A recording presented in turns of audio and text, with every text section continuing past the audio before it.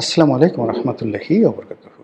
সম্মানিত দর্শক, ভারতীয় গণমাধ্যম নর্থ ওয়েস্ট এবং এই পত্রিকাটির সাংবাদিক জনাব চন্দন নন্দী গত কয়েক বছর ধরে বাংলাদেশে বেশ আলোচিত। শেখ হাসিনা রেজিমের শেষ সময়টিতে তিনি অনেক চমকপ্রদ নিউজ তৈরি করেছেন এবং অনেকগুলো তার যে খবর, তার যে অথেন্টিকেসি এবং তার যে অ্যাকুরেসি, এটি ঠিক সেই রিপোর্ট না পড়লে বোঝা যাবে না। তার যে প্রেডিকশনগুলো ছিল, সেই প্রেডিকশনগুলো বলতে গেলে হুবহু পরবর্তী সময় সেটা হয়ে গেছে। নরমালি ভারতের যারা সাংবাদিক বা সংবাদপত্র, তারা বেশিরভাগ ক্ষেত্রে প্রো ইন্ডিয়ান হয়। তো সেই অর্থে চন্দন নন্দী কিংবা তার যে নর্থ ইস্ট যে সংবাদ সংস্থা বা নিউজ পোর্টাল, এটি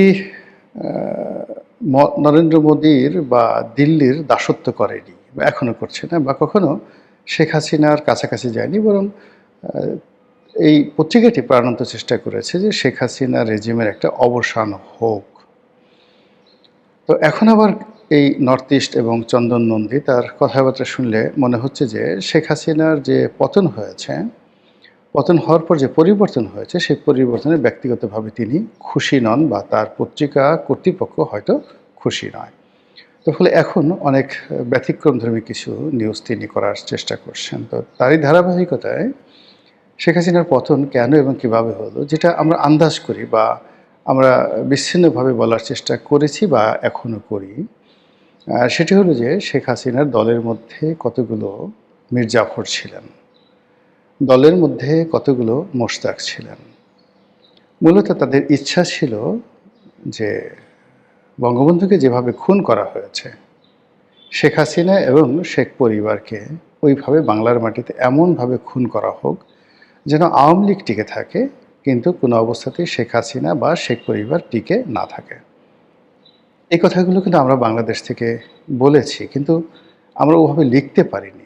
কিন্তু চন্দন নন্দী যেভাবে লিখেছেন, যেভাবে বলেছেন এবং এখন যেভাবে বলছেন, তাতে করে আমাদের যে সেই বক্তব্যগুলো, সেই বক্তব্যগুলোর উপর একটা রীতিমতো সিলসাপ্পর নেমে আসে।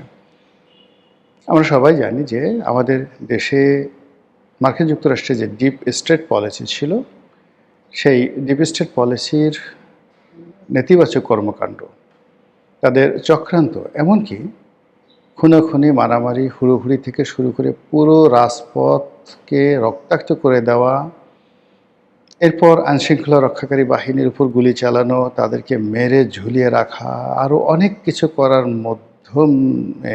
মাধ্যমে তারা চেয়েছে যে শেখ হাসিনা রেজিমটা বিদায় হোক। তো এই কাজ কি কেবলই মাত্র শেখ হাসিনা বিরোধী যে রাজনৈতিক শক্তিগুলো রয়েছে কিংবা ভারত বিরোধী বা আমেরিকার যে সকল পুরো আমেরিকান যে শক্তিগুলো রয়েছে তারাই করেছে? Not like that. এই কাজের সঙ্গে সরাসরি শেখ হাসিনার গভর্নমেন্টের, তার দলের, এমনকি তার পরিবারের অনেকে জড়িত ছিল। এটা স্পষ্ট বোঝা যায়। আপনি দেখুন, এই যে খামেনিকে মারা হলো, এখন প্রকাশিত হয়েছে যে তার সবচেয়ে বিশ্বস্ত লোক যিনি, তার যে দেহরক্ষী, সেই দেহরক্ষীকে ইসরায়েলি গোয়েন্দা সংস্থা হস্তগত করেছিল এবং সেই দেহরক্ষীর মাধ্যমে নিখুঁত অবস্থান জানার পর ইসরায়েল সেখানে অপারেশন চালিয়েছিল। সব ক্ষেত্রে প্রাসাদ ষড়যন্ত্র থেকে শুরু করে যে কোনো একটা রেজিমের যখন পরিবর্তন হয়, ওই রেজিমের একেবারে কাছের লোকগুলো প্রতিপক্ষের কাছে বিক্রি হয়ে যায়। তো সেই দিক থেকে চন্দন নন্দীর যে রিপোর্ট, সেই রিপোর্টে তিনি স্পষ্ট উল্লেখ করেছেন যে শেখ হাসিনার খুব ঘনিষ্ঠ ৩ জন ব্যক্তি, এর মধ্যে সালমান এফ রহমান, আনিসুল হক, আইনমন্ত্রী, আরেকজন হলেন মোহাম্মদ এ আরাফত, যিনি সজীব ওয়াজেদ জয়ের ঘনিষ্ঠ বন্ধু হিসেবেই মূলত সরকারের উপর দাপট দেখাতেন। তো এই ৩ জন মানুষের সঙ্গে আমেরিকার সম্পর্ক ছিল।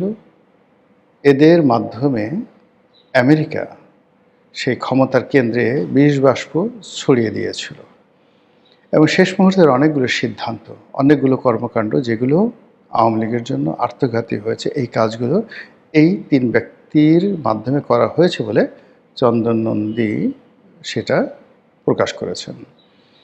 এখন ব্যক্তিগতভাবে আরাফাত সেই জয়ের বন্ধু। তিনি ঠিক আমি যখন সংসদ সদস্য ছিলাম তখন তিনি আসলে শমী কায়সারের হাজব্যান্ড রূপেই পরিচিত ছিলেন, জয়ের বন্ধু হিসেবে 2014 সন পর্যন্ত। তখন তিনি পাদপ্রদীপে আসেননি। আমার সঙ্গে পরিচয় ছিল, পরবর্তীতে ঘনিষ্ঠতা না হলেও দেখা সাক্ষাৎ হতো। তাকে দেখতে শুনতে আপাতত একজন ভদ্রলোক বলেই মনে হতো। তারপর তিনি মনে প্রাণে আওয়ামী লীগ করতেন, বঙ্গবন্ধু প্রেমিক ছিলেন, কিন্তু তার যে ছাত্র জীবনের যে ইতিহাস, সেই ইতিহাস বা পারিবারিক ইতিহাস, সেটা আওয়ামী লীগের সঙ্গে কতটা সম্পৃক্ত ছিল ওটা আসলে আমারও খোঁজ করার সময় হয়নি, বা আওয়ামী লীগের যারা লোকজন আছেন তারাও খোঁজ খবর নেওয়ার সুযোগ পাননি। কিন্তু শেষের দিকে, বিশেষ করে 2021 সনের পরে তিনি অতিশয় ক্ষমতাধর ব্যক্তি হয়ে গিয়েছিলেন এবং আওয়ামী লীগের বড় বড় বাঘা বাঘা মন্ত্রী, তারপর কিংবদন্তি যারা নেতৃবৃন্দ, তোফায়েল সাহেব, আমু সাহেবের মতো মানুষ নিচে বসে থাকতেন, আর তিনি মঞ্চে বক্তব্য দিতেন, আর সেই বক্তব্য সবাই শুনতেন। আর তার মনোরঞ্জনের জন্য, তাকে খুশি করার জন্য বড় বড় নেতারা পারেতো তার কদম বুচি করতেন। এটাই ছিল বাস্তবতা।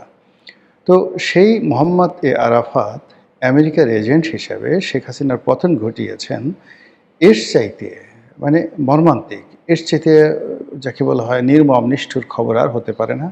আমি শুধু খবরটা বললাম, আমি কোনো মন্তব্য করছি না।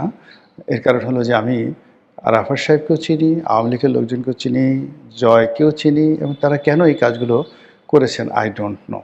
আরাফাত বয়সে আমার অনেক ছোট হবেন, দেখতে মোটা-সোটা, গাল গপ্পা সব ঠিক আছে, কিন্তু সে শ্রদ্ধা করার ক্ষেত্রে, সৌজন্য প্রদর্শন ক্ষেত্রে কোনোদিন কার্পণ্য করেনি। কাজেই নর্থ ওয়েস্টের চন্দন নন্দী একটা কথা বললেন, আর সঙ্গে সঙ্গে আমি সেটা কমেন্ট করে বসবো, নট লাইক দ্যাট। আমি শুধু জনগণকে জানালাম তাদের বিচার, বিশ্লেষণ এবং বিবেচনার জন্য।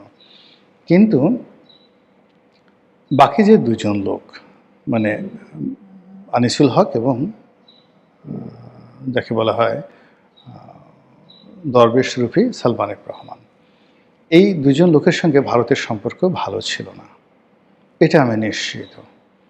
আর দলের মধ্যে শেষের দিকে এসে তারা এই দুজন নানাভাবে কোণঠাসা হয়ে পড়েছিলেন।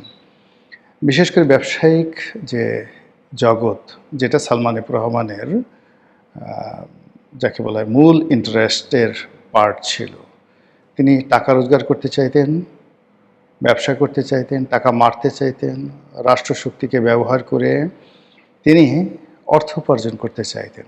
হয়তো তার এই অর্থ তিনি আওয়ামী লীগের অনেকের সঙ্গে ভাগাভাগি করেছেন, অথবা কারোর সঙ্গে ভাগাভাগি করেননি। কেবলমাত্র শেখ হাসিনার যে আপত্ত স্নেহ, এটাকে পুঁজি করে তিনি সবার উপরে ছড়ি ঘুরিয়েছেন। হতে পারে, আবার এমনও হতে পারে যে তিনি যা উপার্জন করেছেন তা ভাগে যুগে সবাইকে দিয়েছেন। আমরা আইনমন্ত্রী আনিসুল হকের সঙ্গে তার একটি যে টেলিফোন সংলাপ, সেখানে বলতে শুনেছি যে এই প্রজেক্টটি, তিনি আনিসুল হকে বলছেন যে এই প্রজেক্টটি পাশ করে দেওয়ার জন্য, এর কারণ হলো এই প্রজেক্টটি সজীব ওয়াজেদ জয়ের। তো এটা যাকে বলে প্রকাশিত হওয়ার পর আওয়ামী লীগ জামানাতে প্রকাশিত হয়েছে, কিন্তু তার বিরুদ্ধে কোনো অ্যাকশন নেওয়া হয়নি। সজীব ওয়াজেদ জয়ের সম্পর্কে একটা টুশব্দ করার কারণে দেখা গেল ইতিপূর্বে লতিফ সিদ্দিকের মতো কিংবদন্তি রাজনৈতিক নেতার চাকরি চলে গেছে, মন্ত্রিত্ব চলে গেছে, পদপদবি চলে গেছে, এবং তাকে জেলে যেতে হয়েছে। কিন্তু সেই তুলনায় যখন সালমান এফ রহমান সাহেবের মুখ দিয়ে এরকম সজীব ওয়াজেদ জয়ের নাম এলো, সালমান এফ রহমানের কিছুই হলো না। ইট মিনস তার পাওয়ার সজীব ওয়াজেদ জয়ের চেয়ে বেশি, তার পাওয়ার এবং গুরুত্ব দলের মধ্যে লতিফ সিদ্দিকের চেয়ে বেশি, এবং তিনি তার সেই কর্ম করার জন্য সঙ্গী হিসেবে আরেকজন খুব গুরুত্বপূর্ণ আইন, বিচার এবং সংসদ বিষয়ক মন্ত্রী আনিসুল হককে তিনি তার দলে ভিড়িয়েছিলেন।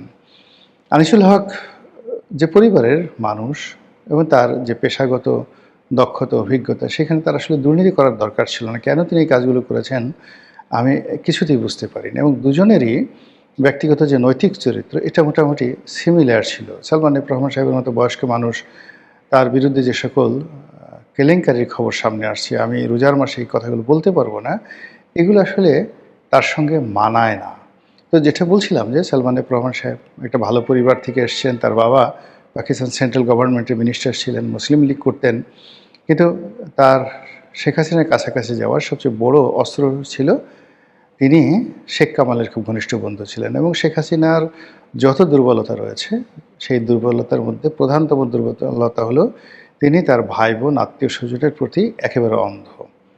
বিশেষ করে কেউ যদি শেখ রাসেলের বন্ধু হয়, কেউ যদি শেখ কামালের বন্ধু হয়, কেউ যদি জামালের বন্ধু হয়, মানে তিনি তাকে দেখার সঙ্গে সঙ্গে তাদের মধ্যে জামাল কামাল রাসেলের যে স্মৃতি এটি তিনি খুঁজে বেড়াতেন এবং তাদের জন্য 7 খুন মাপ ছিল।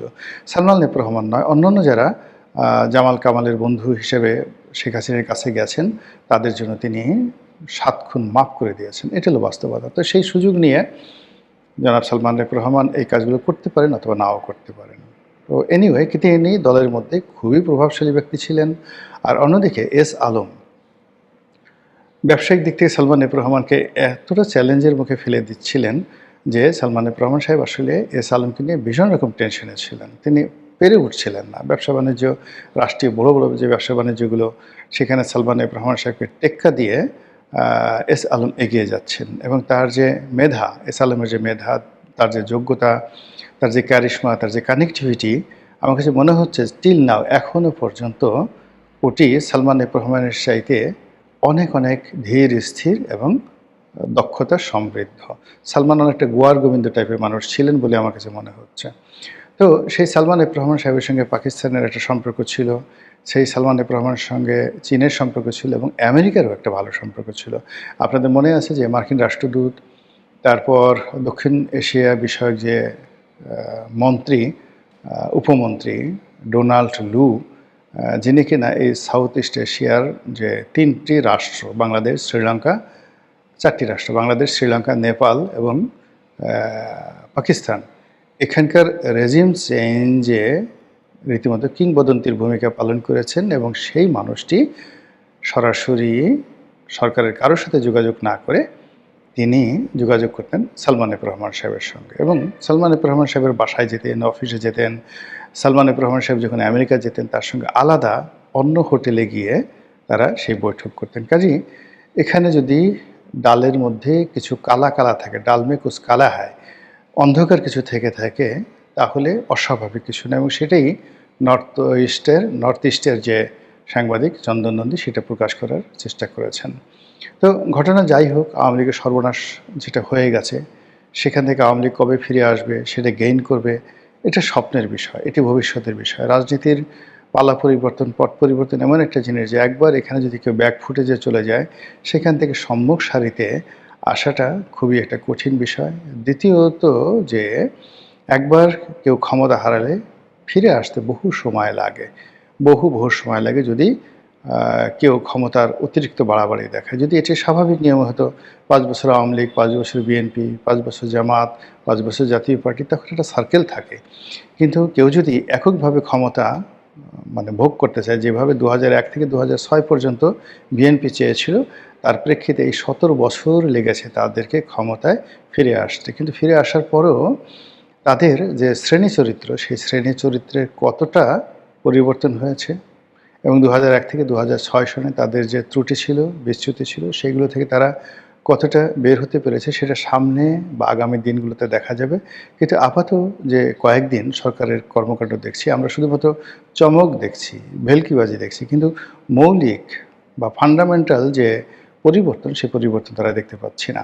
তো সেই অর্থে আওয়ামী লীগ যেমন 15ই আগস্টে তাদের পতনের পরে যখন 1996 সালে তারা ক্ষমতা এসেছিল, তাদের মধ্যে কিছু মৌলিক পরিবর্তন দেখা দিয়েছিল এবং সেই পরিবর্তনের কারণে কিন্তু তারা খুব ভালো করেছিল। আবার 2008 সনের নির্বাচনে তারা যখন এসেছিল, ঠিক ওই আসার সময়টাতে তারা ভালো করতে পারেনি। এর কারণ হলো যে এটা একটা নেগোসিয়েশন করে তারা ক্ষমতায় এসেছিল, এটা মোটামুটি স্পষ্ট। সেনাবাহিনী, ভারত, তারা সবাই চেয়েছিল যে আওয়ামী লীগ ক্ষমতায় আসুক। ফলে কী হলো, তারা স্বৈরাচার হয়ে গিয়েছিল, ফ্যাসিস্ট হয়ে গিয়েছিল এবং একই কিন্তু এখন তারেক রহমান সাহেবের জন্য সেই চ্যালেঞ্জ। সবাই দশমুখে বলছে যে তারেক রহমান সাহেব যেবার ক্ষমতায় এসছেন, এটি মূলত মার্কিন যুক্তরাষ্ট্রের গ্রিন সিগন্যাল, ভারতের গ্রিন সিগন্যাল, জামাতের সঙ্গে একটি সমঝোতা, এনসিপির সঙ্গে একটি সমঝোতা, এইগুলো করে আসছে। এখন ক্ষমতায় বসার পরপরই সেই সমঝোতাগুলো তিনি যদি সম্মান করেন তখন এক ধরনের ইতিহাস হবে, আর যদি সমঝোতাগুলো তিনি ভুলে গিয়ে তার মতো করে আচরণ করেন, তাহলে 2001 থেকে 2006 যে ইতিহাস রচিত হয়েছিল, ঠিক একই ইতিহাস সেখানে রচিত হবে। তো যেটা বলছিলাম যে আওয়ামী লীগ এখন তাদের এই দুঃসময়গুলোতে যদি তারা তাদের কৃতকর্মের জন্য অনুশোচনা করে, তাদের ভুলগুলো যেটা হয়েছে সেই ভুলগুলো থেকে বের হয়ে আসার চেষ্টা করে এবং তাদের মধ্যে যারা ত্যাগী, ভালো মানুষ, কাজকর্ম করতে পারে, তাদের মাধ্যমে যদি দলকে আবার পুনর্গঠিত করার চেষ্টা করে, তাহলে হয়তো যে ক্ষতির সম্ভাবনা আমরা দেখছি, সেই ক্ষতি কিছুটা হলেও কমতে পারে। মহান আল্লাহ আমাদের সবাইকে হেদায়েত দান করুন এবং হেফাজত করুন। আসসালামু আলাইকুম ওয়া রাহমাতুল্লাহি ওয়া বারাকাতুহু।